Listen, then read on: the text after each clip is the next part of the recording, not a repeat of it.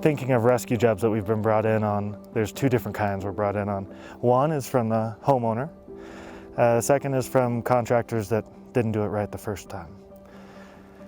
Usually with the homeowner, it's when it starts getting dangerous, or when engineering is involved, or when it's a larger project than they thought they could take on, which is understandable, absolutely. The second scenario that will come in is when a contractor is incompetent in the work that they're doing, which is unfortunate.